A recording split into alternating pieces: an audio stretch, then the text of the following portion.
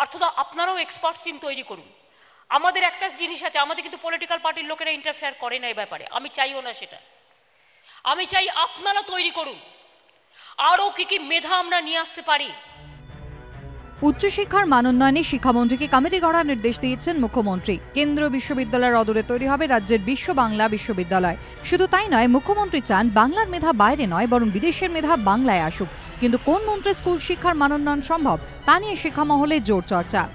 সম্প্রতি সর্বশিক্ষা অভিযান প্রকল্পের অধীনে রাজ্য জুড়ে সপ্তম শ্রেণীর কয়েক হাজার পড়ুয়ার উপর সমীক্ষা চালানো হয়। সেই রিপোর্ট অনুযায়ী সপ্তম শ্রেণীর পড়ুয়াদের সিংহভাগই গুছিয়ে অর্থবহ একটা বাক্য পর্যন্ত লিখতে পারেনি।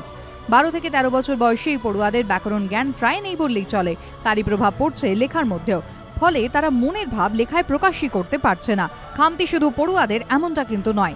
সম্প্রতি প্রতিটি ইনস্টিটিউটের সমীক্ষা প্রতিবেদনের খসড়ায় দাবি করা হয়, রাজ্যের প্রাথমিক শিক্ষায় মূলত দুটি সমস্যা। এক, সরকারি স্কুলে শিক্ষকরা পড়ান না, ছাত্রদের ভরসা প্রাইভেট টিউশন।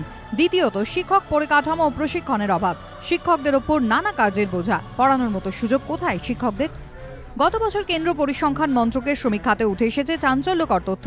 সমীক্ষা অনুযায়ী গোটা দেশে 1000 জন মাধ্যমিক ও উচ্চ মাধ্যমিক ছাত্রের মধ্যে 378 জন প্রাইভেট টিউশন নেয়। অথচ পশ্চিমবঙ্গে 1000-এর মধ্যে সেই সংখ্যা 890।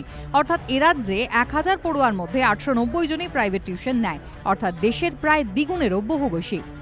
কিন্তু কেন এরকম অবস্থা? কেন সরকারি স্কুলের শিক্ষার ওপর ভরসা রাখা যাচ্ছে না? ইতিমধ্যে সরকারি স্কুলে পড়ুয়াদের বিনামূল্যে বই দেওয়া হয়, মাধ্যমিক পড়ুয়াদের দেওয়া হয় টেস্ট পেপার, প্রাথমিকে জুতো, ইউনিফর্ম। কিন্তু এত কিছুর পরেও কি পড়ানোয় কোনো ফাঁক রয়ে যাচ্ছে? শিক্ষা মহলের মতে এই প্রশ্নগুলির উত্তর না খুঁজে বার করলে স্কুল শিক্ষার প্রকৃত মান উন্নয়ন সম্ভব নয়। কৃষ্ণেন্দু অধিকারীর রিপোর্ট, এবিপি আনন্দ, কলকাতা।